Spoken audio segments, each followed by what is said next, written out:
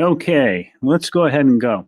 Today, what we want to talk through as the part of our Illinois Farm Economics Summit is one of the issues that's very critical to everybody who's involved in agriculture, and that's farmland price markets. And the interest rate outcome and interest rate markets that are facing us are of particular importance right now. So we're going to kind of combine the two and build up and talk through some of the things that have led to where we are today. What most of you have experienced is a 2-year run up in farmland prices and a rather significant set of changes in interest rate environments, and then inflation at the end as well. We want to try to put all of that together and provide some context for how these all interact and what they are likely to do to farmland prices. Throughout the webinar, you can type questions in. We've had a couple of questions also submitted in advance that we'll treat when we get to the right spot in the materials. But again, feel free to type in your questions, and we have a live way of watching those come in, and we'll try to address them. If we don't address them during the actual presentation, we'll get back to you after the fact.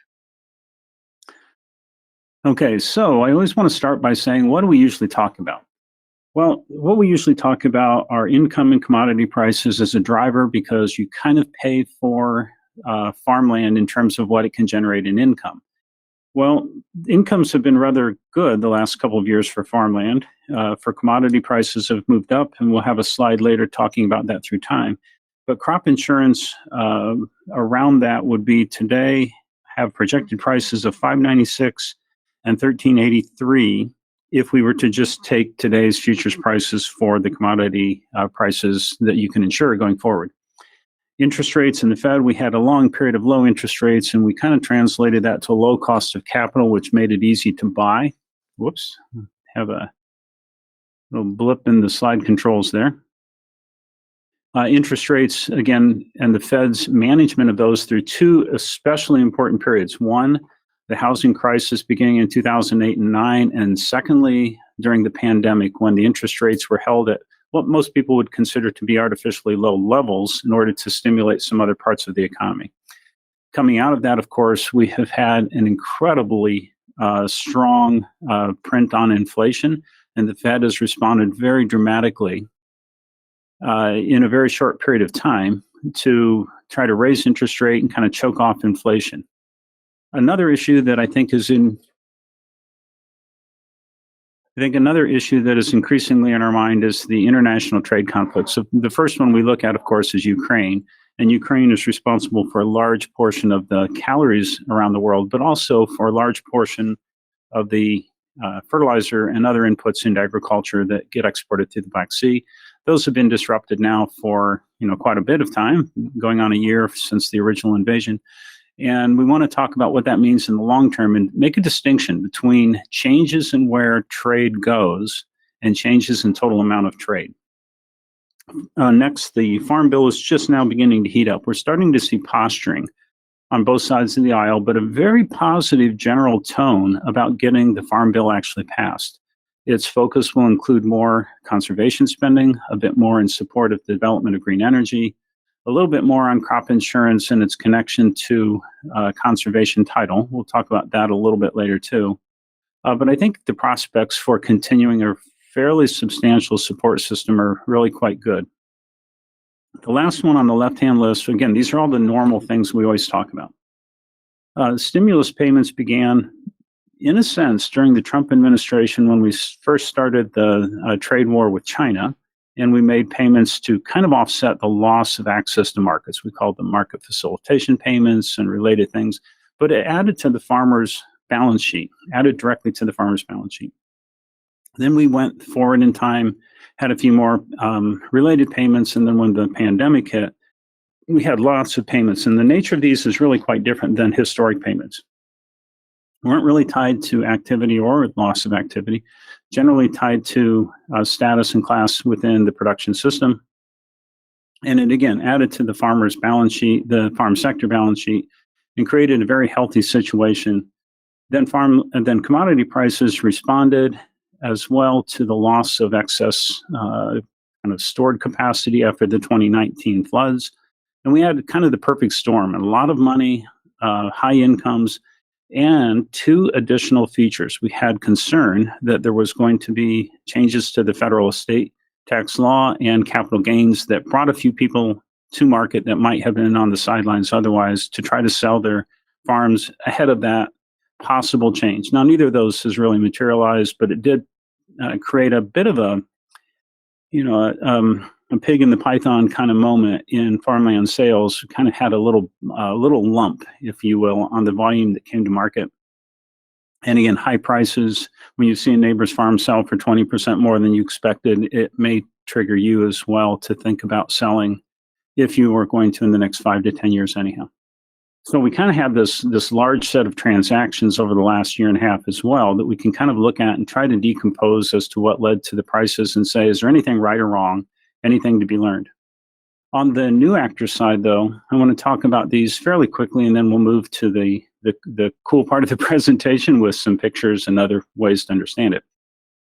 Well, historically, the CCC, Commodity Conservation Corp, was the entity within the government through which we would manage some of the commodity programs, loan rates, and so on.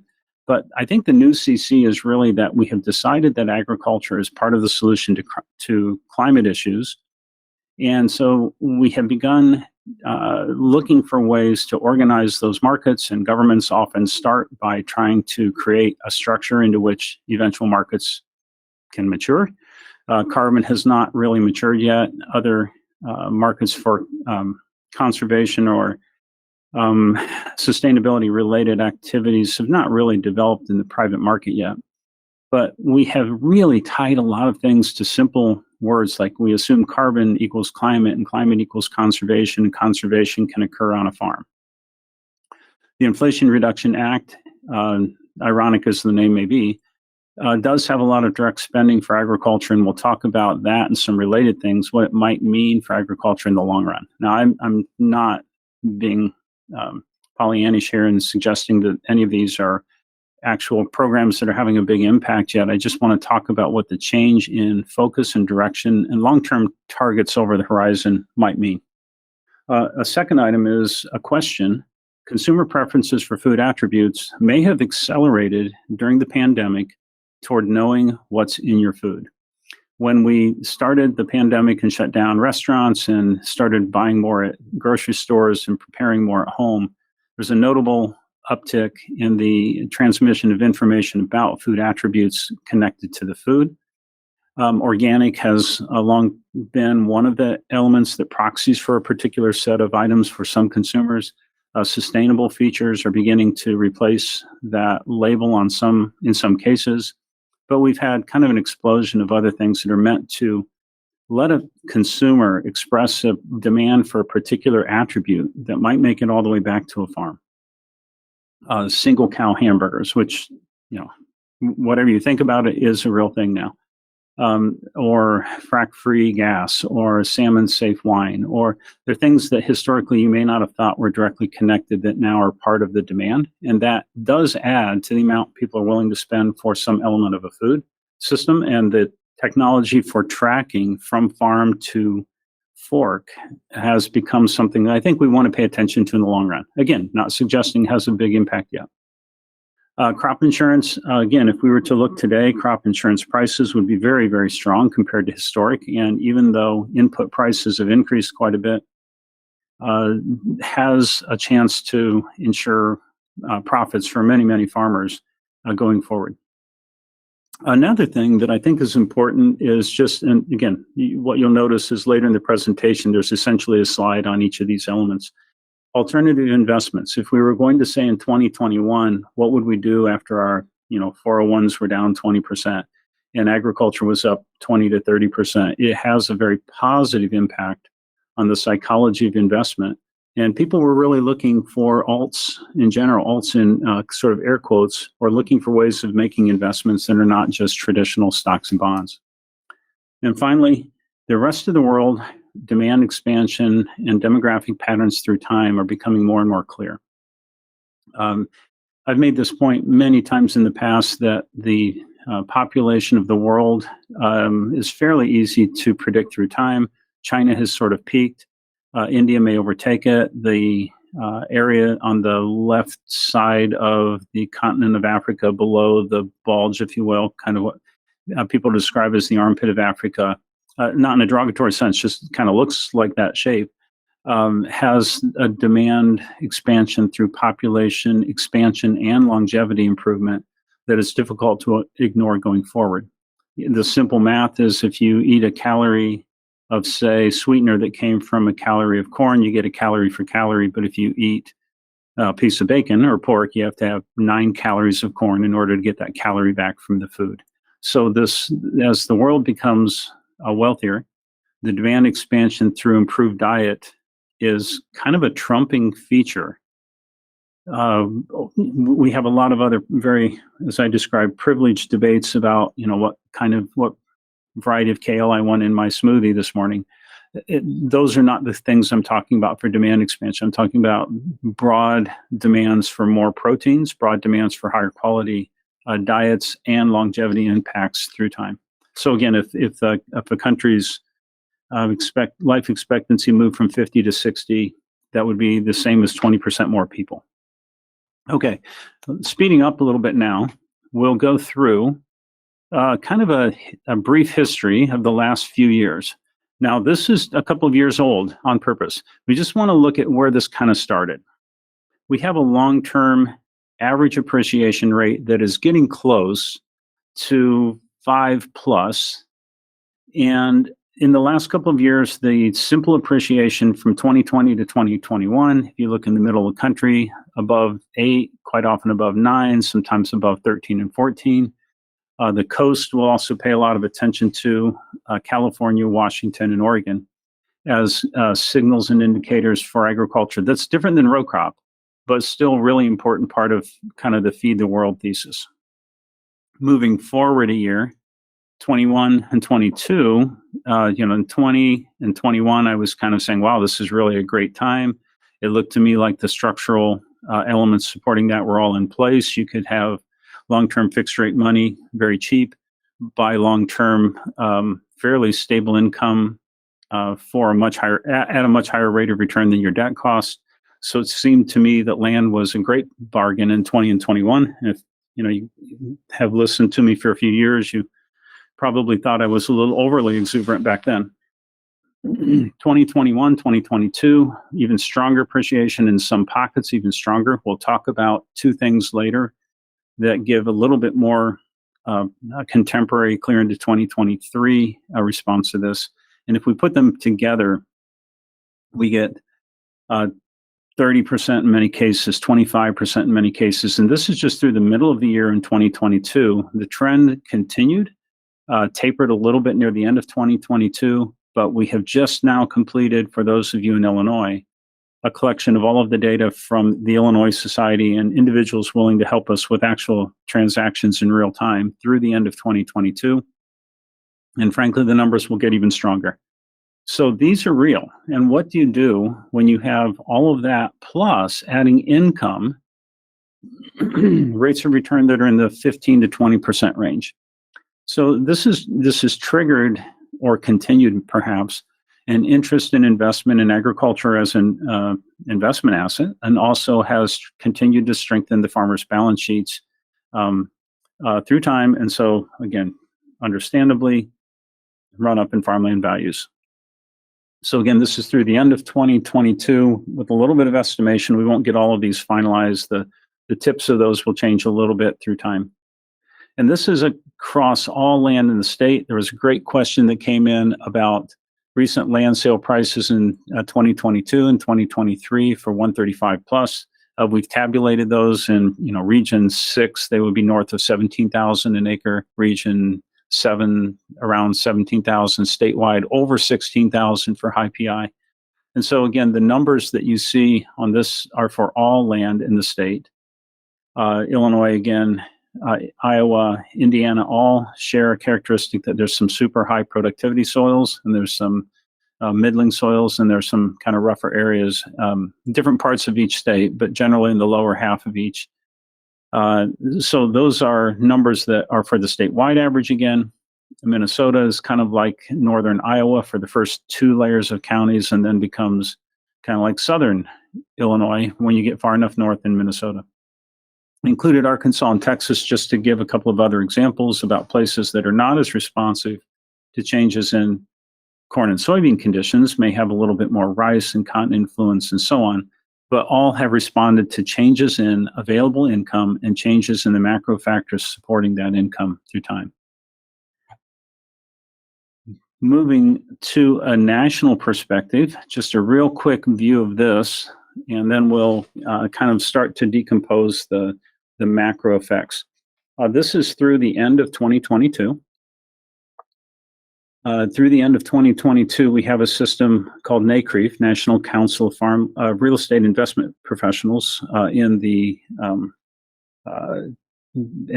common vernacular, it would be institutional investors. So the large pension funds and the large insurance companies that submit their data to a commonly accounted system that we help maintain at U of I, and we help do the webinars quarterly. But the fourth quarter results are just in, and if you were to look at all farmland for a 1-year rate of return across the whole U.S., it's almost 10%. This is a rather remarkable number again. Excuse me. Again, because it includes all of the regions, all of the crop types, all of the experiences of losses of export markets and access to extra markets and higher income due to ad hoc payments and lower income due to changes in input prices and so on. It's about 9.6%. If we were to look at just permanent crops, by the way, generally exceed annual crops. And again, at the level of the institutional investor, there's only 15 plus billion, which is not a lot compared to the size of the asset class in total, but only 2.6. And this is largely explained by some specific property and specific crop concentrations. Almond and pistachio prices and apple prices historically were a little lower than they are now. Some stresses in California where a lot of the property is owned. Apple prices have come back a bit.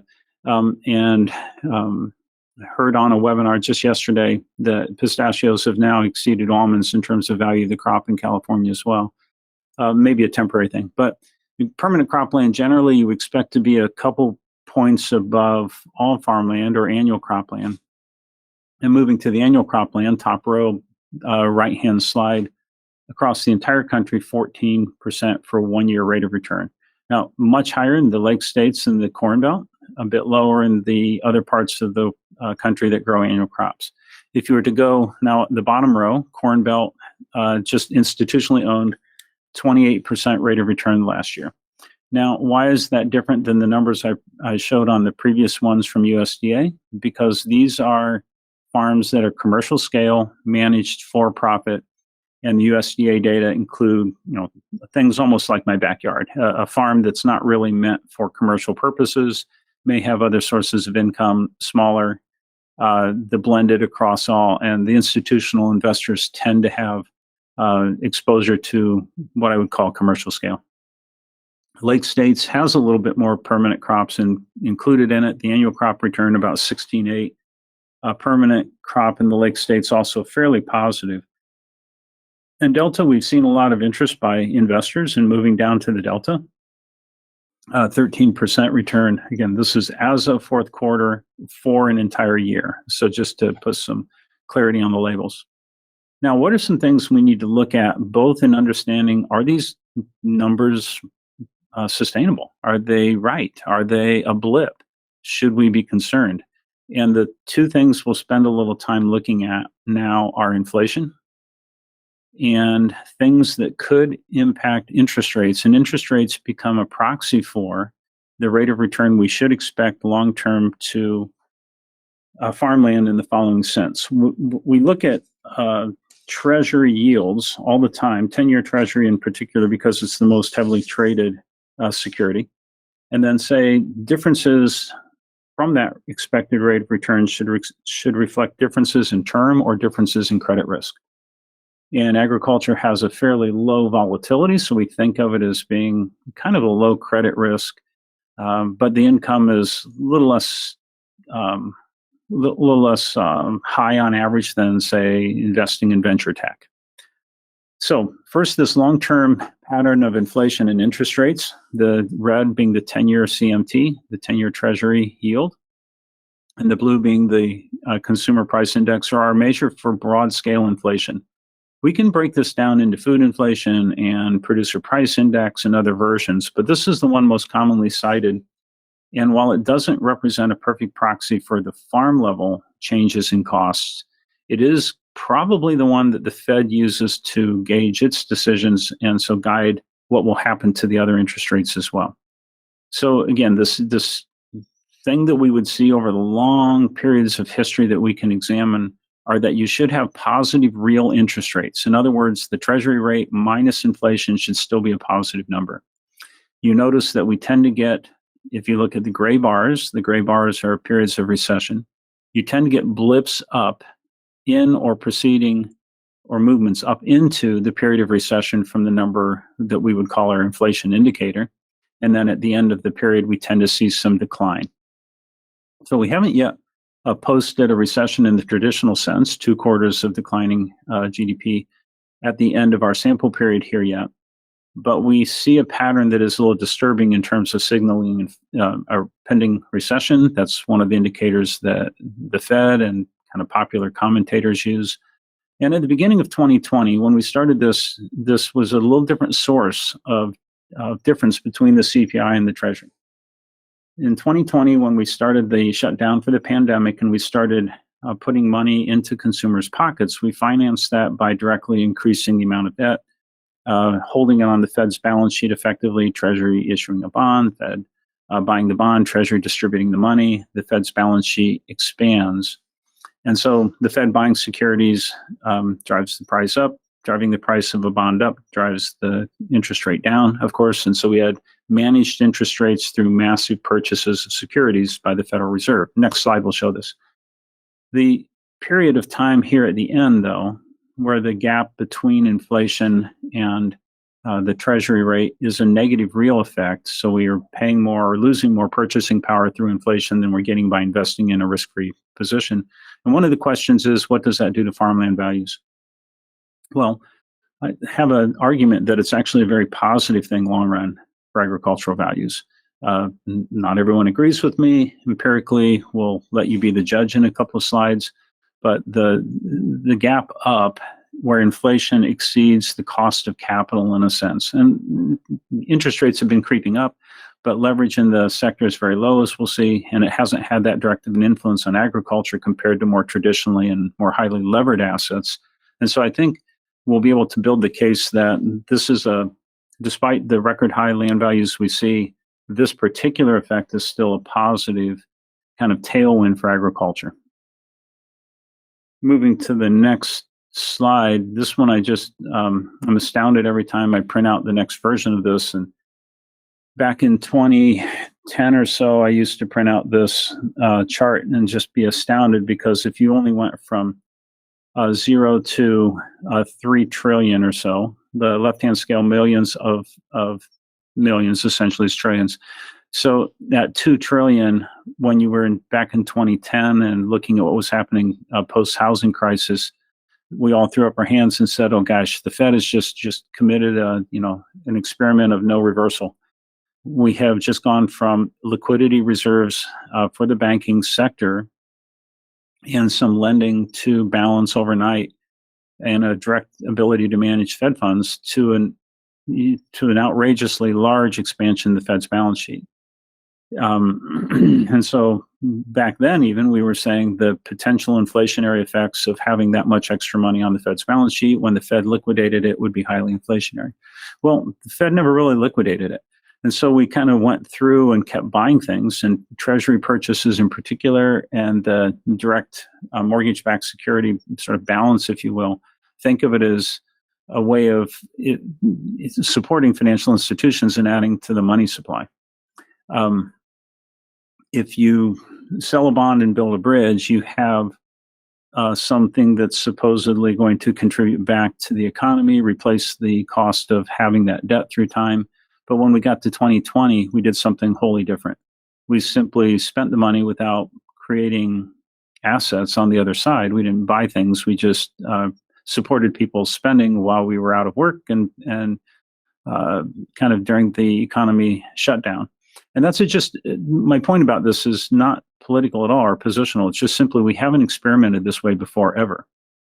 And through 2022, in particular, the Fed was saying, "Oh, nothing to see here. Move along. Nothing to see here. We don't have really, any effect on inflation. It's all transitory. People will go back to work and forget that they had more money in their pocket." And of course, economists called that out fairly early, said it is inflationary. It's just the form of inflation has to be whether it's wage directly inflation or commodity inflation, and it turned out to be some of both. Then we started trying to taper out and shrink the balance sheet, and at the same time raising interest rates. Have an amazing chart coming up a few later on just the Fed's tongue-in-cheek deftness with which they've managed interest rates. But I want to point out that shrinking the balance sheet has the same effect as increasing interest rates. And the Economist has recently published an article where one of the comments that I thought was amazing was shrinking the Fed's balance sheet by 2.5 trillion, even over a few years, has roughly the same impact as raising rates by 0.5%. So it's not visible in the economy in the same form, but I think this has another positive effect on farmland values, even though it's a little bit of a hidden effect in the economy generally. And we'll get to that in a couple of other. I'll try to convince you of that point in a couple of different ways. One, if we just were to look empirically, what has farmland done during periods of inflation? And this goes all the way back to 1970. It doesn't really matter what period of time we look at. The two exceptions are, well, they're not actually exceptions. This is farmland returns and the spread over the CPI. When the spread goes negative, that means that the farmland return was less than inflation, but it still, if you look at the pattern, has sort of a remarkable form, truly remarkable form, that the long-term return over inflation for agricultural assets has been positive. I can literally find no other sector for which this is true. So as a hedging feature, I think it's very attractive. It's one reason why pension funds and other institutional investors who have long-term demands for being able to make payments. You want your life insurance company to have enough money to pay, and your pension should be solvent. I guess unless you live in Illinois, direct jab. But the spread over CPI, I think, being this high and being this stable, says something about the asset class. If we were to go way back and look at it by decade, these don't have a direct correspondence to the Fed chairs, but decade and a half in general epochs of time, up through the early 80s, down through the 90s, and then from 90s through 2008. Those are at least generally stable Fed regimes. And then 2008, where you see the one sympathetic response in 2009 where returns went negative. That was just kind of, when the world shut down, September 19th, 2008. A lot of uncertainty registered in a lot of asset classes, including agriculture and the inflation reduction. So I count 2009 as kind of a once and forever experiment, the same way 2020 became a once and forever experiment. But I think this is really important. The low volatility and the high correlation to inflation says something about whether or not it's a good asset to buy ahead of uncertain inflation. If we were to look at, and again, these are as of the end of 2022, it's the middle of 2022, and then a forecast forward to the end. The data are only good through the middle with a forecast up to the end. We see the highlighted element, 12.9% debt to assets in the sector. So when interest rates go up, a couple of things to remember. One, not all of the debt is variable rate debt. So if interest rates go up, suppose I have a 3% mortgage on my house and interest rates go up to 6%, what happens is I'm actually in a better position because the value of my debt now has declined. Maybe the asset value also went down, but I think in this case what we see is that the asset values went up, debt also went up, but not by as much as asset values did, so our leverage went down even though we were borrowing more money. So if you again just compare 2020 to 2022, and again into 2023, we have some updated things we started. 2023 will be the first year that the total farm assets, I predict, will be over 4 trillion. 4 trillion is a lot of money. Maybe not compared to the 7.2 trillion we added to the Fed's balance sheet, but it's still a huge, huge effect in the economy. The low leverage, coupled with a higher increase in interest rates, again, favors agricultural investments compared to other things with more leverage at minimum. Another way to think about it, input costs have gone up, and people argue about interest rates increasing input costs. But suppose you have a $400 per acre operating line on, corn ground that you're putting in, and you have it for 6 months, and the interest rate went up 2%. That's about the equivalent of 2/3 of a bushel of corn. So it's not a giant fraction of the total value of the output. The changes in input costs, fertility costs, really much more important. Seed costs, more important. Diesel to some expense as part of the power cost as well. Moving forward to comparing it to other assets, again, if we kind of start doing the check off of what we talked about on the front slide with the things that are coming, I just want to compare farmland returns over a very long period of time, back to 1991, one of the first times we can keep track of institutional returns in addition to USDA. Top row is 32 states, USA, 8%. This is everything, the entire country, 8.5%. Top 32 value of ag production producing states averaged 8.5 with a 3.7 standard deviation, maximum drawdown of 1.2%, and a maximum return of 19. The NACREEF annual crop and NACREEF corn belt, those are just to provide a little longer term context to the 1 year context I gave you early in the presentation, but also around 10%. Illinois just over 9, Iowa just over 11, Indiana around 9. Again, these vary through time and by part of the state. Minnesota about 10, California, Washington, Oregon, again, massively important production regions for the U.S.'s supply of food to the world. And then composite REITs, one good way to compare to all other real estate commercially owned, 9.6. You can say, well, that's kind of in range. But the standard deviation is 19%, and the 1 year maximum drawdown is almost 50%. So this creates volatility by comparison that's just, orders of magnitude larger and can have very consequential impacts if you have timing effects. For long-term investors, if you're really, truly, essentially a forever investor, some non-expiring fund, then that may look very attractive. If you think your investment life is finite, it may look a little less attractive. 10-year Treasury, just for context, over that period of time has averaged 4, so our current 4.75 is not really out of line. Predicting that it may go to 5. I don't think it'll go much over. I think the Fed is, this is the most tail-wagged Fed of my life, and so I think following empirical results, I don't personally expect it to be as dramatic as some people are predicting.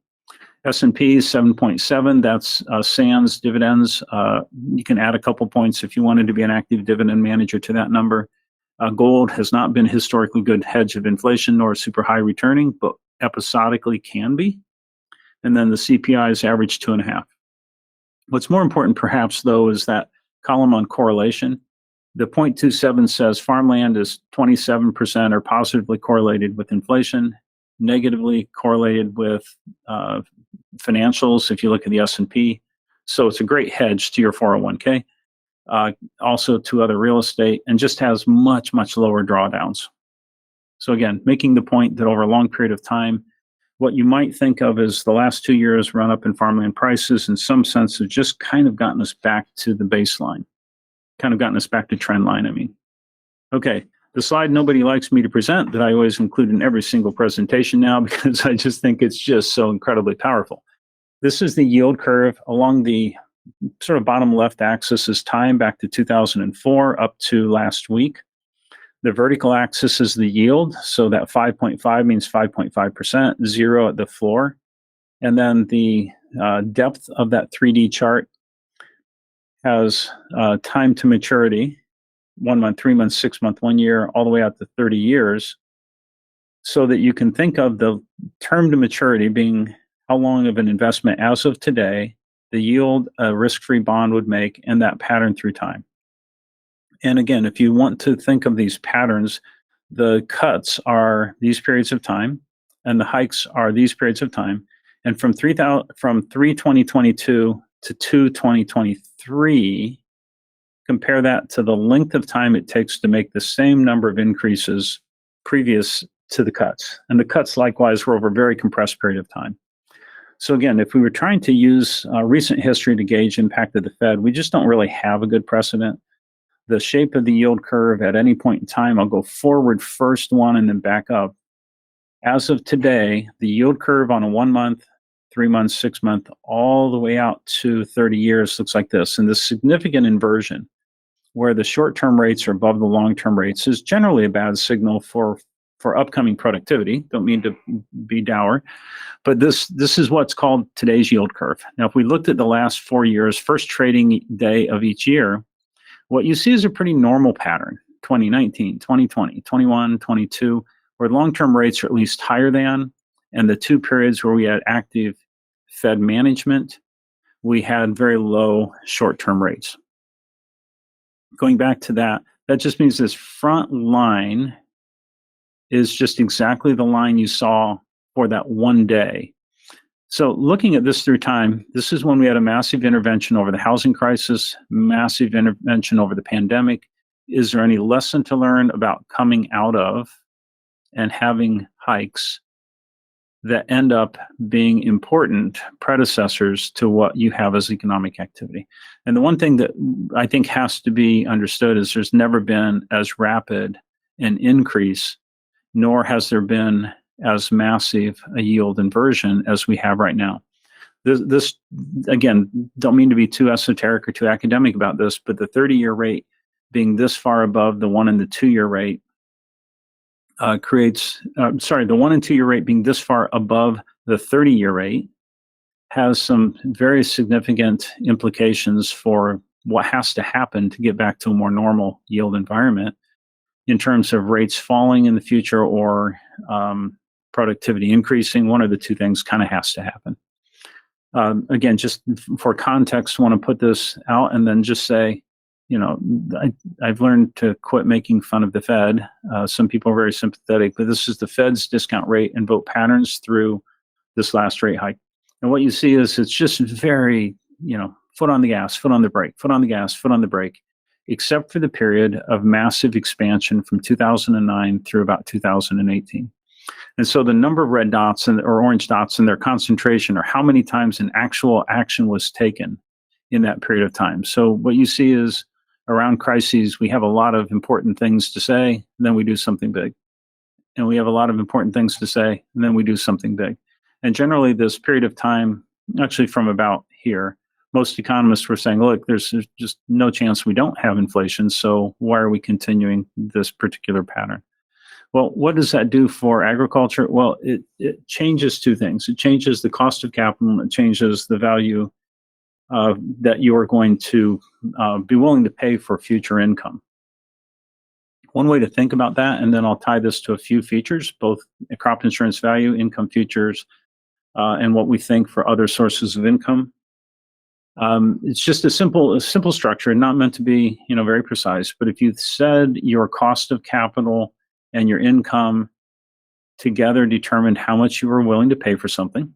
The simple example we use a lot in class is if you had something willing to pay you $1 for a year forever, and you had a 10% required rate of return, you'd be willing to pay $10 for that because you could put that $10 in an account that generated 10% rate of return and take that dollar out forever. So it's just a way of looking at the symmetry of that.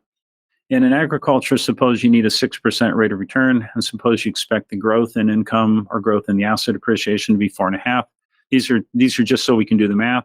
Substitute your own numbers. Maybe those are 8s and 5s or whatever. But that creates a difference of 2% or a 50 multiple. So if we had an $80 change in income through, let's say, a transfer payment or a crop insurance guarantee or a payment for wind or a payment for solar or a payment for conservation activities or a payment for a ton of carbon, whatever generated $80 would have a $4,000 expected impact on that asset value from that change in the income. Now, again, these are just examples as a way to understand it. So what are some of the sources of change in income that we might think about and begin to put into context and say, can we make sense out of today's farmland market? Well, through 2023, and these numbers update every day now because we're in February, historic prices for insurable crops, corn and soybeans being the two main ones I pay attention to, wheat, cotton, rice to a lesser extent, sugar beets. We keep track of them all, of course, but the ones that we think have important value impacts in the middle of the country, especially corn and soybeans. So if we were to take today's best effort to guess the 2023 projected price, I would come out at $5.96 or $5.97 for corn and $13.79-ish for soybeans. Again, RMA's price will be below that because they show the published value through this point in the month, but the last price was $13.80 something. And so assuming that the futures price occurred for the remaining half of February, that average will come up on soybeans. The volatility for soybeans is 14 this year, about 19 or 20 for corn, probably 19 after today, actually, maybe even a little lower. But what that means is you can insure a lot of revenue for a lot less money. Crop insurance is going to cost a lot less based on the reduction in volatility. Increasing the commodity price changes the amount of coverage. So the coverage per dollar of coverage, even if your bill goes up, you're insuring more dollars. This is a great year to take advantage of that. If you look backwards through time, the prices we can start at, we haven't really seen since 2011 and kind of have never seen for soybeans, honestly, at this high of a level. Demands for things related to bio and renewable, aviation fuels on the output side are still being worked out. Ethanol and exports still being worked out, but these are the prices that people believe signify insurability for going forward. We have just a real quick plug for a tool we have at this location. You can at any point in time just go onto it and it goes, and this little tool runs out and grabs all the futures and options prices being traded at that point in time for that contract and inverts it and tells you the market's belief about the probability of different prices. So 95% chance that prices by the end of December will be below 813, or by the expiration of the December contract, will be below 813. 95% chance they'll be above 420. Helps with making marketing decisions and also with assessing what kind of crop insurance and coverage levels you would want. So again, I think that's a fairly positive starting environment. Same for soybeans, fairly positive starting environment. Again, the high prices, 5% chance of being above 17. That would take maybe a really tough summer and maybe some world demand shocks and a couple of world supply shocks, but that's what the markets say. So where are we? Kind of moving forward. A couple of additional things to remember is that anytime things get too good, we slam on the brakes. Well, currently the ag policy impacts and the changing emphasis of U.S. federal policy, not just for Farm Bill, but for spending on things that touch agriculture through other titles and through non-traditional titles and direct investments, are beginning to show up as climate items. So the massive investment in green energy going forward that came out of IRA, the massive investment in conservation title and trying to think of, the plant as the best solar collector that exists, the only thing that I know of that directly takes CO2, sunlight, water, and temperature and creates a long chain hydrocarbon and stores CO2. We're beginning to say agriculture is actually part of the solution instead of part of the problem. Again, agriculture creates a lot of the emissions, but also people like to eat. So if you take the counterfactual as given that people are going to increase in population, eat more, and have higher quality diets, the real question is, what's the incremental effect of being able to keep the ground a little higher saturated with organic matter and store a little bit more carbon per acre, which adds up to quite a bit. Crop insurance expanded in a lot of different ways, not just federally, but I think I counted 37 private products now that allow some extension of price or coverage or time period around. And I think that's a really important feature to say. We have really locked in pretty high incomes for a few years now. Rest of world demand, we've talked about that a little bit more. I think if we stay in a war in Ukraine for a couple more years, and if we have a couple of other massive crises, the path toward this eventuality is uncertain.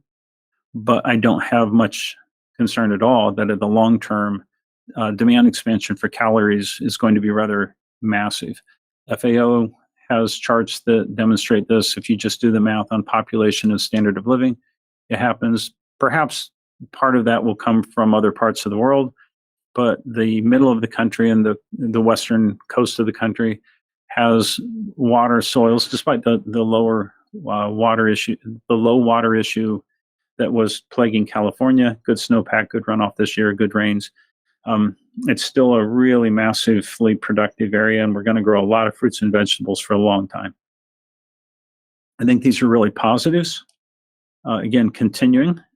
But capital costs going up. Whenever we have interest rates going up and we have a potential for a recession or a slowdown, or we have wages getting out in front of productivity increases. If wages and productivity are locked together and increase at the rate of productivity, there's sort of it's a neutral effect to the economy in terms of inflation. If you get wages that increase faster than production increases, then that's a contributor to inflation, and that has spillover effects. People refer to the 80s, and I don't think we have any of the conditions that had that led to the farm crisis in the 80s. But more importantly, that was an ag sector specific event, and now we're looking at an economy wide event. And so even if it's bad for agriculture, you have to ask, is it worse for the other sectors? Again, key for the U.S., we export more agricultural products than we import. It's one of the few sectors where that's true. So a strong dollar is not necessarily good for ag exports, even though it's good for buying a $300 65-inch TV. But it does have an issue going forward as well. The fact that we have very low debt, coming back to the slide a little bit, low debt and very low credit spread issues in agriculture. Farm Credit, Farmer Mac, other agricultural specific lenders have had almost no losses from lending to on the real asset side or the long-term mortgage side. So it's probably favoring the farmer buyer who has cash on the balance sheet over an institutional buyer who might use more traditional leverage. Next, the input costs. We're still looking at very high elevated fertility costs and some other energy costs, but they're moderating a bit, and they're more responsive to farm conditions than output costs are, or output prices. Next one, low turnover. It's still amazing to me that when we had 1.5 to 2% turnover, and then we had a little bit of a blip. Say, suppose you were at 1.5% and you go up to 2% turnover in a year. That looks like a 33% increase in volume, but it's really still only half of the total market. So it's a very, very thin market, very low turnover, tough to buy land, kind of easy to sell land right now, but that has a very supportive impact on prices as well. We expect the high incomes to lead to higher higher rental rates as well. And then, just as an example, I want to run through 4 slides that are a little out of context for my typical presentations, I think, but I want to point them out because if we just looked at what was, not suggesting this will all happen, if we just look at the words though that were in the Inflation Reduction Act, well, one, again, the joke is always we're going to spend $2 trillion on a study to find out if spending $2 trillion is inflationary. Of course it is, but the emphasis on the IRA was on energy, manufacturing, environment, ag directly, and all of these have some impact on agriculture. Energy, because a lot of it is green and we have to decide where we're going to locate wind and solar. Manufacturing, some emphasis on rural as well or new. Environment spending, a lot of that's going to come back to agriculture. Electric vehicles, if we don't use ethanol to blend into the gasoline in our vehicles, would that matter to agriculture? Direct expenditures and water and infrastructure, not just urban, but overall. So just taking that $393 billion and thinking about ways of asking, would that be a good or a bad thing for agriculture? Well, this is one, again, that comes out of a really interesting study, Net Zero. Princeton's done an amazing thing. It's a hard read, a couple hundred pages. Dave Muth out at Peoples was the first to bring this to my attention and put together some of this information. But if you just took the demand impacts from expanded wind energy and say, where would we locate it? Well, you can't just put it out in the middle where nobody exists, in the middle of the country where no one exists, because it's really expensive to transmit as well. So if you carefully combine the cost of generation and transmission and say, it turns out you have to locate this stuff close to where people use the power. If you just looked at how many of these wind turbines would be on farmland and called it 80%, and if you looked at what the impact would be, it's about a $150 billion potential increase in value of assets. And that's at a 6% cap rate. So there have been a couple of great questions too. One of them was, what's been the impact so far of solar and wind?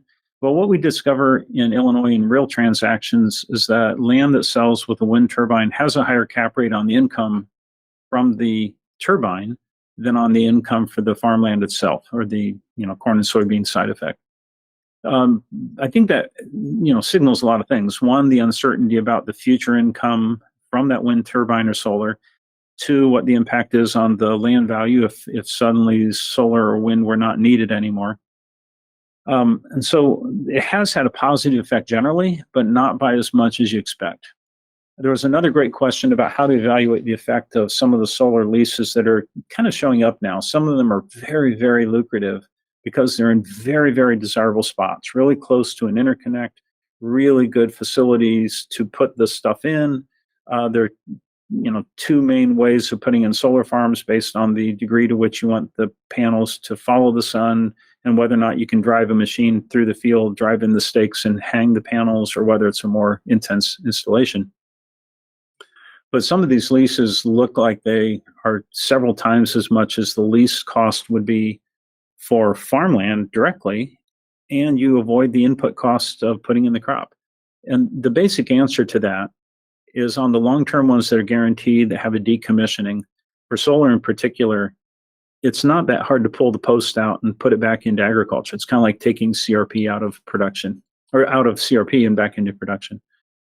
So I think the answer is, if you the tongue-in-cheek answer is, if you have $1,000 an acre offer for farmland in Illinois for solar and you don't want to take it, well, then sell that land to me first. Jokes aside, it's a fairly direct financial calculation. There are taxes involved as well, and questions about the security of the long-term lease payments that have to be evaluated, but they tend to be very lucrative where they're going in now. A couple other questions we'll touch on in a second, but I want to kind of roll through the other versions of this, the other pictures here. This is where the Net Zero America said the ideal locations would be. I question the ones that are offshore around big populations, because people don't, for whatever reason, people don't like to look at wind turbines out in the sea. Kind of interrupts their view of the horizon, perhaps, but that's where the ideal locations would also concentrate for the East Coast. Too many people to put them directly in New York City, so you have to put them off coast. In the middle of the country, though, assuming that this shows up over top of farmland, we can do the same sort of analysis and just say, if we were to put it over top of the U.S., where would it locate? Likewise, from no-till or conservation tillage, it's not the case that every acre is the same. A big frustration of mine is federal policies that just say things like, we want to pay people a fixed amount per acre to do cover crops or conservation tillage, and it's just simply not the case that it's worth the same everywhere. It's the case that I think one of the best outcomes is, we've studied this very carefully, and it turns out farmers are the smartest people in the room, again, and no-till and cover crops are being used in the areas where the greatest impact to the soil happens first, plus places with good extension programs to help promote those and make it kind of obvious to people. But again, just taking the middle column here as an example, if we were to just say the carbon price traded, eventual, verified was $60 a ton, that's another $350 billion of asset value. If you put that plus solar together, that's 1/12 of the current value of all farmland. So that's really kind of a key takeaway, is that I don't know what's going to happen there, but the amount of potential payments through time are really quite high. I don't expect them all to materialize, frankly. going to skip this slide except to say that two things about lease rates. Lease rates are going up. We'll have revised values of these. We're going to report out at the Illinois Society annual meeting in the latter half of March in Bloomington. Hope you can all register for that and attend. We pass out a book with all of the details about land transactions for the last year, along with surveys of lease rates and changes. The biggest change in my mind is that the movement toward flex leases has really become kind of noted. So I think the income is going up. The prospects for the long-term income are pretty strong. The impact of interest rate uncertainty is fairly low in agriculture relative to others. The long-term prospects for demand expansion around the world, to kind of restate that, come from a couple of different factors, and I don't think they're reversible. And so people will ask me, well, are farm values too high or too low? And my general answer is, I think they're exactly right. I think markets are almost always smarter than I am at any point in time. And I think that they are local as well and reflect large numbers of people trying to make their best possible decision. There can sometimes be a consumptive feature of farmland ownership. I personally love to own farmland, and if I had a higher income, I would own more. But the punchline, likewise, in these thin markets, high valued turnover places relative to great uncertainty right now in financials, equities in particular, long-term financials otherwise, I often answer that question with another question, which is, what asset would you rather own? And I think that's a good place to kind of pause and leave this on the screen. A couple of the questions that have come in. One, could it be said that crop insurance plays a definite factor in the continued price increase in land price increase? Yeah, if you can guarantee a profit. I don't know of any other sector that has the possibility to do that. Had a great meeting with someone earlier I guess it was last week. I was going to say earlier this week. Last week, looking at the beginning, we publish really good crop insurance tools at our FarmDoc website. You can begin to go there now. We've turned them on, and we'll revise these through the end of the price discovery period. But you can kind of look at your county and say, how will crop insurance perform by coverage level, by product type, and basic unit, optional enterprise, and so on. And we have a crop insurance premium quoter there that's, give you a little advance notice of what we expect things. And I was having a conversation with somebody, and one of the charts kind of shows the expected outcome, and the answer was, well, but it's all green, meaning that there were no possible combinations of price and yield that didn't guarantee this person a profit. So if you have an asset you could buy that guaranteed a profit, yes, that reduces the risk. And when you reduce the risk, the cap rate goes down. When the cap rate goes down, you pay more for future income. Why do we want to cover up highly productive farmland with solar panels when there's concern with the supply of food in the world? I think Malthus will always be wrong. We will always have food at some price. And if the price of food gets high enough, you don't cover it with solar panels. It's really a relative cost kind of question. And if you cover up a bunch of land with solar panels, then the value of the rest of the land on which you're producing food probably goes up. So from a financial perspective, you can kind of be agnostic to the question and say it's just a relative price question. From a human perspective, and saying we do have a large fraction of the world, about a third, that's food insecure. And if the motivation is to have as much food produced at as low of a price as possible to minimize worldwide hunger, then you have to begin to ask questions around things like organic production and sustainability practices and long-term things that are much more complicated than just putting in a solar panel and covering up. But food and energy, if they're both basic rights, you have to kind of weigh those two things out. Farmland sales to foreigners. Gosh, I've been interviewed on this 6 times in the last month because of Mary Miller's bill to prohibit foreign owners. So yes, we do have pretty good data on that. There's something called AFIDA, A-F-I-D-A. It's always a year and a half out of date because it takes that long to collect it. But Farmland Investment Disclosure Act lists all the foreigners. And frankly, the hyperbole around China in particular is just totally overstated. Shooting down a couple of balloons tends to make us get in a frenzy, perhaps. But the major owners of U.S. farmland are Canadians, Italians, people in the UK, Germans, Portugal shows up on the list as well. The Netherlands shows up on the list. And a lot of the ownership, though, comes in the form of forest ownership, or if you own assets in a publicly traded company that also owns farmland or forest land. So if you buy shares of Weyerhaeuser and you're not a U.S. citizen, that shows up.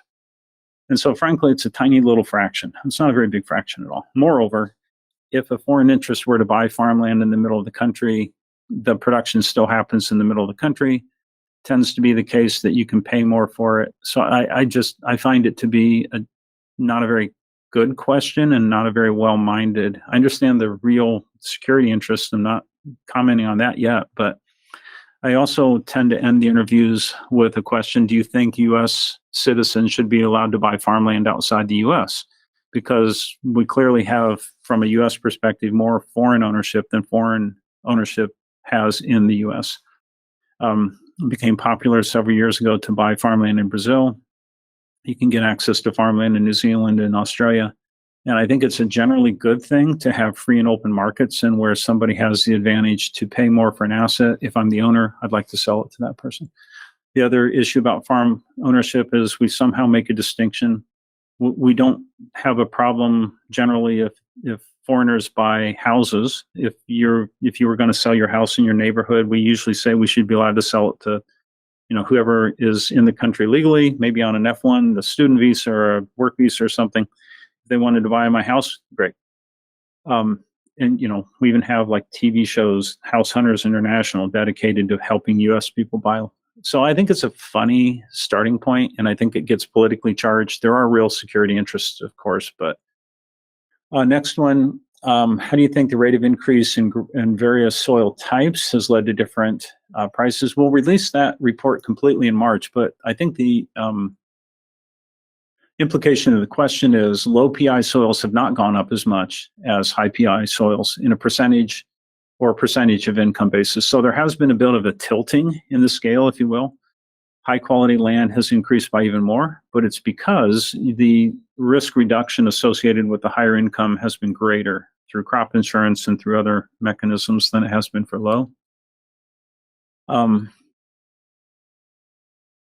There would be another question says there would seem to be a pretty significant drag on further farmland gains, at least in the short run.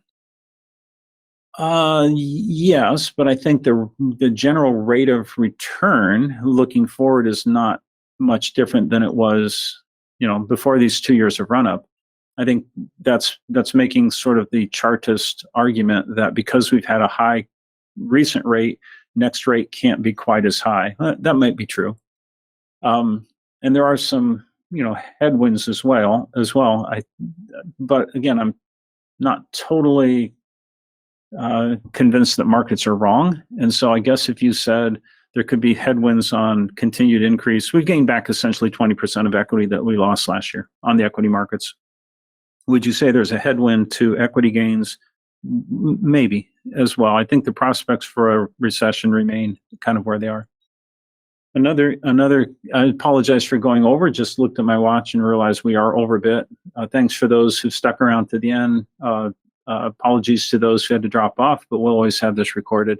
Feel free to drop off whenever you need. And, we have ways of getting in contact with us if you have further questions. Next one is there's no clear decommissioning cost in wind contracts. When does the potential cost figure into the value? In most states now, there are decommissioning funds. As you get closer to the end or the refurbished time, depending on whose responsibility it is, of course, those are really important, relevant issues with wind in particular. So again, I would respond to that by saying the conditions in the contract have to be very carefully understood. The removal cost of a windmill is remarkably high because you really can't take the concrete out of the ground too easily. The contracts that are based on amount of generation as opposed to fixed payments are really quite different. And again, as you said, as the question suggests, long-term, if there's no guarantee on the payment or not a decommissioning fund, then of course it's much riskier and you would have to apply a much higher discount rate. Last question on the screen and then we'll quit. negative real returns and an inverted yield curve aren't the normal state of affairs, would we expect the 10-year rate to rise? This is a great question, and it's so complicated, actually. The artificial levels of short rates we have right now relative to the Fed's behavior is a little bit difficult to reconcile with the shape going forward. So if we get to a normal shaped yield curve, the 10-year rate doesn't have to go up. The short rate could actually come down. I think eventually we do have to get back to a normal rate curve. In the next 2 years, I've got no bets. It's a coin flip in my mind whether the 10-year rate actually goes up or down, though. So I apologize to those for running you over a little bit. Just want to make sure that we always thank our sponsors, the TIA Center for Farmland Research here on the campus, Compure Financial, and some of our other friends in Farm Credit, Corteva, Illinois Corn, Growmark, Illinois Soybean Association, Farm Credit Illinois. Great sponsors and great participants through time. Really appreciate, and it's why we can do these for free. Educational partners, including Extension and our department. Our department pays our salaries, so we don't get paid for our FarmDoc work. But it's the best job anybody could ever have. So we're fortunate that we live in this institution. A couple of notes, upcoming notes on upcoming IFAS seminars and upcoming seminars in general. We have a continuing series in our FarmDoc team. Our IFAS series wraps up, though, next Thursday, where we have a sort of a team-wide conversation, and then some of the other webinars that you see at our website, and some of those that we will continue to present, and we'll archive them all going forward. Finally, kind of as a poll, want to know whether or not you really want to be able to just sign up for everything all at once, sign up for just the webinars you want to attend, or if you've already signed up. You will sign them up. Okay, good. Other upcoming webinars, tomorrow, crop risk management strategy, February 21, business strategies. As we get closer to crop insurance actual sign up, the March 2nd one on crop risk management by Gary will have the final crop insurance information in it. So those kind of bracket the one from the top 10 business strategies. Thank you for that. And of course, thank you for joining us. If you have any questions, please send them to us by email and we'll do our best to respond.